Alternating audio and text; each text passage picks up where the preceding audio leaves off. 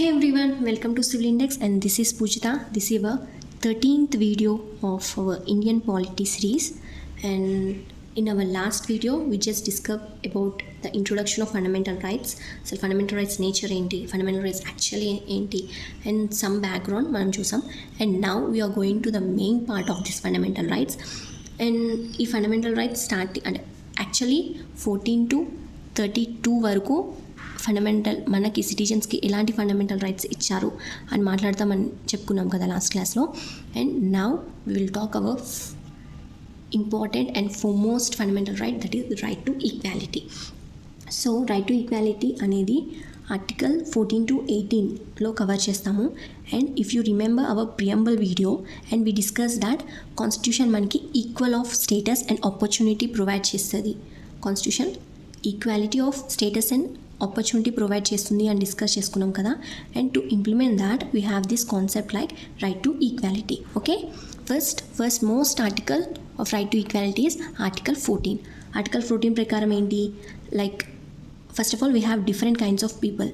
Rich ఉంటారు, poor ఉంటుంది, different religions ఉంటాయి, లైక్ హిందూస్ ఉంటారు, ముస్లిమ్స్ ఉంటారు, క్రిస్టియన్స్, సిక్స్ డిఫరెంట్ పీపుల్ ఉంటారు. రిచ్ పూర్ అని డిఫరెంట్ స్టేటసెస్ ఉంటాయి. బట్ అందరూ ఈక్వలే ఉండాలి. ఎలాంటి డిఫరెన్సెస్, మేబీ వాళ్ళ వే ఆఫ్ లివింగ్లో డిఫరెన్స్ ఉంటుంది, కానీ కాన్స్టిట్యూషన్కి ఆర్ ద గవర్నమెంట్కి అందరూ ఈక్వల్ ఉండాలి అని చెప్పి ఈ ఆర్టికల్స్ని ఇంట్రడ్యూస్ చేశారు. సో ఆర్టికల్ 4 ఏం చెప్తుంది, state shall not deny to any person equality before law or equal protection of law with in territory of India. So ఇందులో మనం చూసుకుంటే మనకి 2 types ఆఫ్ కాన్సెప్ట్స్ కనిపిస్తాయి, like equality before law and equal protection of laws. So equality before law అనేది మనం British constitution నుంచి మనం borrow చేసుకున్నాం, ఆర్ ఈ కాన్సెప్ట్ని వాళ్ళ నుంచి మనం తీసుకున్నాం. సో ఈక్వాలిటీ బిఫోర్ లా అంటే different people, rich poor, different religions ఉన్నారు కదా, సో అందరికీ equal law or equal justice జరగాలి అని. సో మనకి దీనికి సింబాలిక్గా లేడీ జస్టిస్ ఉంటారు కదా కోర్ట్స్లో. So we can see on one hand, ఒక హ్యాండ్లో లైక్ వేయింగ్ మిషన్ టైప్ ఉంటుంది కదా, ఆన్ లైక్ ఐస్కి గంతలు కట్టేసి ఉంటాయి. That mean justice should be measured only on basis of amount of crime are evidences మీద మాత్రమే ఉండాలి. షీ కెనాట్ సీ అక్కడున్న పర్సన్ పూర్ ఆర్ రిచ్ అని చూడము, లైక్ వాళ్ళు చేసిన అమౌంట్ ఆఫ్ క్రైమ్ ఏంటి, ఎవిడెన్సెస్ మీద మాత్రమే జస్టిస్ ఆర్ లా అనేది ఉండాలి.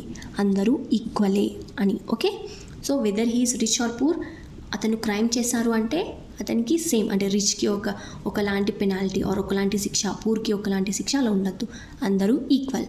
సో ఇది సింబాలిక్గా మనకి లేడీ జస్టిస్ చూడొచ్చు.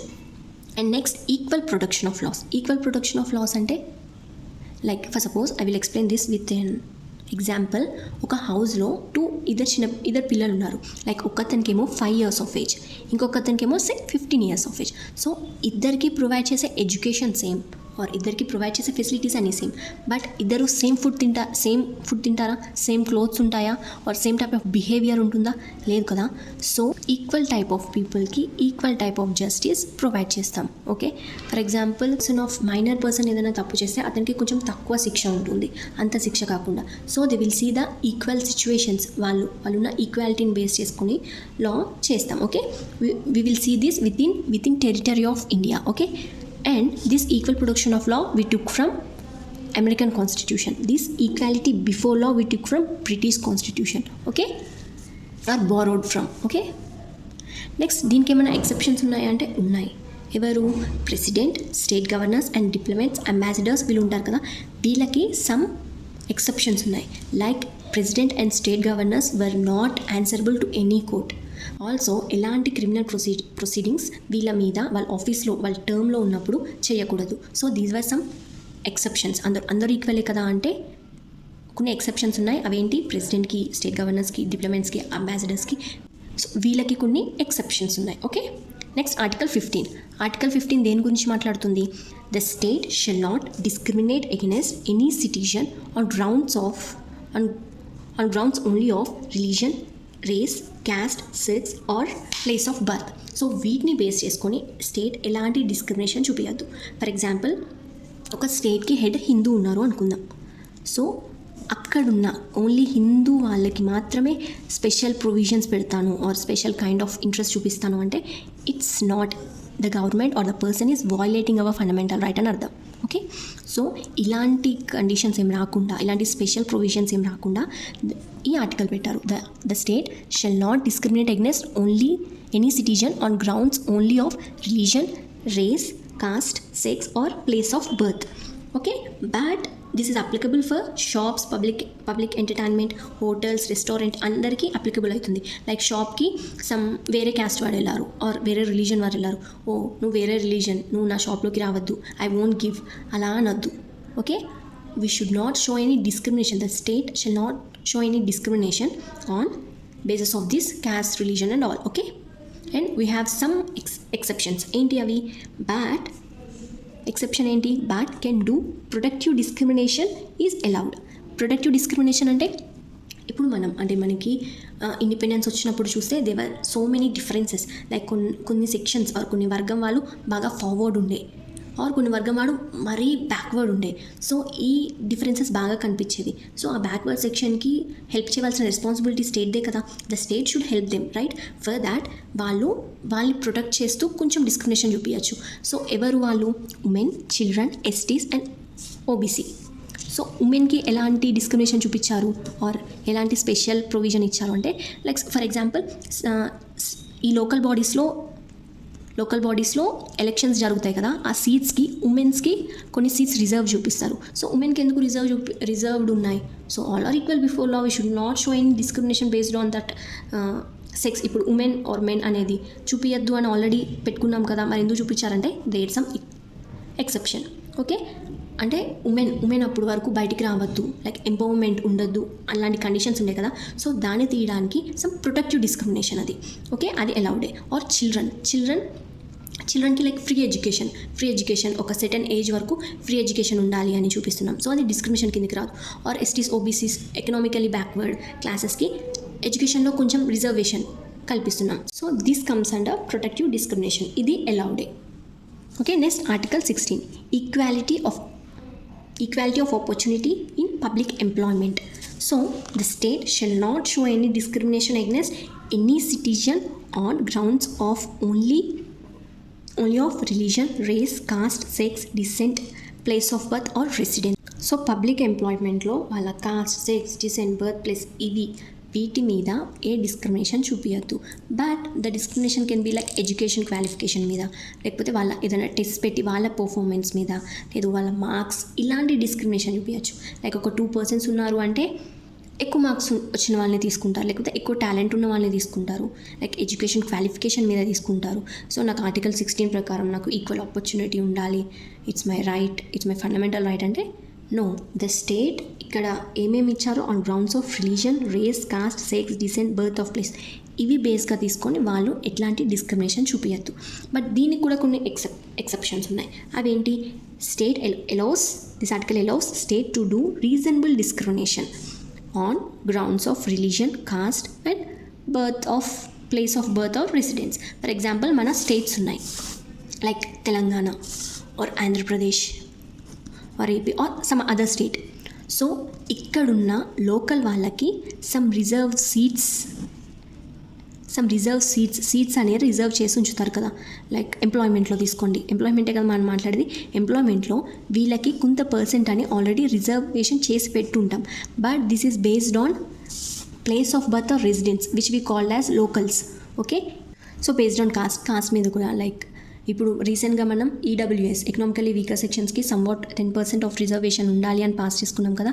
సో ఇలాంటి రీజనబుల్ డిస్క్రిమినేషన్ ఈజ్ ఓకే అని ఆర్టికల్ 16 సమ్ వాట్ ఇచ్చారు.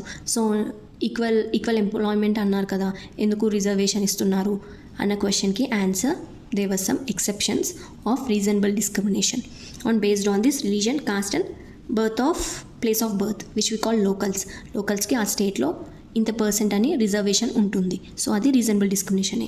అండ్ ఈ రిజర్వేషన్ మీద సెపరేట్ వీడియో కావాలి అంటే కింద కామెంట్స్లో నాకు మెన్షన్ చేయండి. If number of persons were really interested to know about that journey of reservation, I will do separate video on that. So if you want, comment below. Okay, this is about Article 16, which is which reservation of opportunity in public employment. So public employment లో వాళ్ళ caste, sex, descent, birth place, ఇవి బేస్గా తీసుకొని వాళ్ళు ఎట్లాంటి discrimination చూపించద్దు. But దీనికి కూడా కొన్ని ఎక్సెప్షన్స్ ఉన్నాయి. అవేంటి? says that there should be a equality of opportunity in public employment or state doesn't show any discrimination based on these criteria. Okay, next article 17. So article 17, abolition of untouchability. So background చూస్తే our Dr. B.R. Ambedkar garu, they belong to Mahar caste, which people used to treat like untouchable caste in Maharashtra at his time. So atanu like childhood నుంచి చాలా severe discrimination face చేస్తున్నారు. So our constitution makers and అప్పుడున్న constitution assembly members వాళ్ళు ఇలాంటి type of discrimination మన citizens are మన people చూడొద్దు అని చెప్పి ఈ అన్టచబిలిటీని మొత్తాన్ని ఈ అన్టచబిలిటీని చేయడం అది లీగల్లీ అబాలిష్ చేశారు. సో అన్టచబిలిటీ అంటే ఏంటి అంటే సర్టన్ లైక్ వాళ్ళు పుట్టిన కాస్ట్లో కానీ ప్లేస్ దాన్ని బేస్ చేసుకొని సర్టన్ డిసెబిలిటీస్, నువ్వు ఇక్కడికి ఉండొద్దు, అక్కడ ఉండొద్దు, అక్కడికి రావద్దు, ఇక్కడికి రావద్దు అని సర్టన్ డిసెబిలిటీస్ చూపించడం అన్టచబిలిటీ. ఓకే, ఈ అన్టచబిలిటీ అనే వర్డ్ని మన కాన్స్టిట్యూషన్లో మనం ఎక్కడ డిఫైన్ చేసుకోలేదు. బట్ వాళ్ళు పుట్టిన క్లాస్ని బట్టి ఆర్ కాస్ట్ని బట్టి ఆర్ ప్లేస్ని బట్టి ఎట్లాంటి డిస్క్రిమినేషన్ చూపించద్దు. So the enforcement of any disability arising out of untouchability shall be offense punishable in accordance with law. So ఇలాంటి ఏమైనా డిస్క్రిమినేషన్ చూపించినట్టయితే వాళ్ళు ఆ పర్సన్కి సివియర్ పనిష్మెంట్ అనేది ఉంటుంది. సో ఆ హోటల్ ఉంది, ఆ హోటల్లో ఒక పర్సన్ వచ్చారు, so based on their caste, మీరు ఈ క్యాస్ట్, మీరు ఇక్కడికి రావద్దు, మీరు ఇక్కడ కూర్చోవద్దు, మీరు ఇవి తినద్దు, అలాంటివి డిస్క్రిమినేషన్ చూపించద్దు. సో ఎవరన్నా అలా చేస్తే వాళ్ళకి సివియర్ పనిష్మెంట్ ఉంటుంది. సో హోటల్స్లో కానీ హాస్పిటల్స్, ఎడ్యుకేషన్ ఇన్స్టిట్యూట్స్ ఆర్ ఈ పబ్లిక్ ఎంటర్టైన్మెంట్ ప్లేసెస్ ఉంటాయి కదా, పార్క్స్, మూవీ థియేటర్స్, ఇలాంటి వాటిలలో ఏ డిస్క్రిమినేషన్ చూపించద్దు. So if a person was convicted to do that, for example, a person convicted of offense of untouchability is disqualified for election to the parliament or state legislature. ఇలా ఎవరన్నా offence చేస్తూ వాళ్ళు తెలిస్తే వాళ్ళు పార్లమెంట్ ఆర్ స్టేట్ లెజిస్లేటివ్ అసెంబ్లీస్కి ఎలక్షన్స్కి కావడం disqualify అవుతారు. So ఎలక్షన్స్లో పార్టిసిపేట్ చేయడానికి వాళ్ళు టోటల్లీ డిస్క్వాలిఫై అవుతాడు. Okay, so this is about article 17, which is abolition of untouchability, is very important. So next article is Article 18. So what this Article 18 deals with? It deals with abolition of titles. So మనకి independence వచ్చినప్పుడు చూసుకుంటే అప్పుడు like raja, maharaja, Raj Bahadur అని చాలా titles ఉండేవి. అంటే వాళ్ళు they got it from their grandparents or grandfathers as hereditary. వాళ్ళకి వంశపారపర్యంగా లైక్ ఇలాంటి టైటిల్స్ రాజా, బహదూర్ ఇలాంటి చూస్ అప్పుడు నా హిస్టరీ చూస్తే మీరు చూసి ఉండొచ్చు అవి. సో ఇలాంటి హెరిడేటరీ టైటిల్స్ అన్నీ మనం బ్యాన్ చేసాం. So to have equality we banned all these. So ఒకళ్ళు ఎక్కువ, ఒకళ్ళు తక్కువ, రాజా అంటే సంథింగ్ ఎక్కువ తక్కువ అన్నట్టు కనిపిస్తుంది కదా. So to have equality we have banned all these hereditary titles. అంతేకాకుండా citizens cannot accept titles from foreign states నుంచి మన ఇండియన్ సిటిజన్స్ ఎలాంటి టైటిల్స్ యాక్సెప్ట్ చేయొద్దు. ఓకే, అలా కాకుండా లైక్ ఫారినర్స్ మన ఇండియాలో ఉన్నారు అంటే ఫారినర్స్ కదా వాళ్ళు, లైక్ వేరే ఫారినర్స్ కదా వాళ్ళు, వాళ్ళ కంట్రీ ఆర్ ఫారినర్స్ తీసుకోవాలి అనుకుంటే ప్రియర్ పర్మిషన్, మన ప్రెసిడెంట్ ప్రియర్ పర్మిషన్ తీసుకోవాలి. ఓకే, అండ్ అలానే కాకుండా state cannot confer any title on anybody. So state కూడా ఒక పర్టికులర్ పర్సన్కి, ఒక పర్టికులర్ థింగ్స్కి ఎలాంటి స్పెషల్ టైటిల్స్ ఇవ్వద్దు. But they are some exceptions. ఏంటవి? Military and academic distinctions were allowed. Like మిలిటరీలో మేజర్, కలోనల్ ఇలాంటి టైటిల్స్ ఇస్తారు కదా, అవి ఎక్సెప్షన్స్. ఆర్ అకాడమిక్ అంటే మనం చదివిన డిగ్రీ ప్రకారం లైక్ డాక్టర్, ఇంజనీర్ అవి ఇస్తారు కదా, అవి ఎక్సెప్షనలే.